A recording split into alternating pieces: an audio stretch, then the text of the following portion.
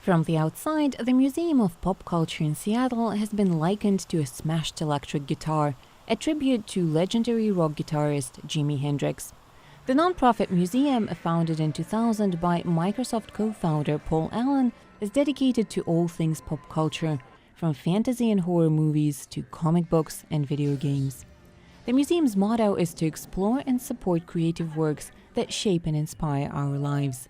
Among those works, comic books. An exhibition called Marvel Universe of Superheroes is dedicated to the history of comic books and a man who, among others, turned ideas and thoughts into sketches and fun cartoons on paper. Marvel Comics legend Stan Lee, who died at the age of 95 on November 12th. I think without question, though, for many of the people who come to the exhibition, Spider-Man is tops. Spider-Man's kind of a special superhero because he's got to deal with his family, and he's much more relatable, especially for young readers who have their own problems living a teenager's life.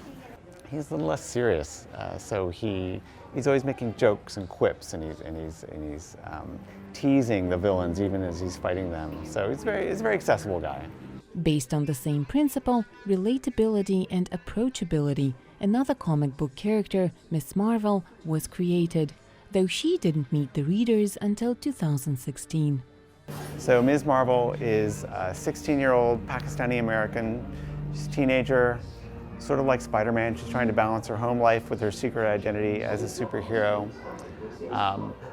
But the comic also draws in how she has to deal with how she's perceived as a Muslim American, and how she's sort of fighting against certain stereotypes.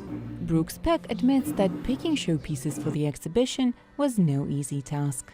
So although this is the largest exhibition we've ever done, it's about 3,000 square meters, still, Marvel, 80 years, there are literally thousands of superheroes in the Marvel pantheon.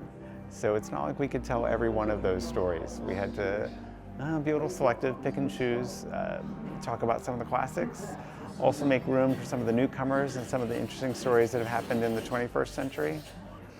We know we can't cover it all, but we want to give people a taste, get them into it, and then send them out to explore more Marvel. And though these hand-drawn characters may be made up, their influence on everyday life and stories about real-life issues continue to attract fans around the world. For Natasha Mozgovaya in Seattle, Washington, I'm Anna Rice, VOA News.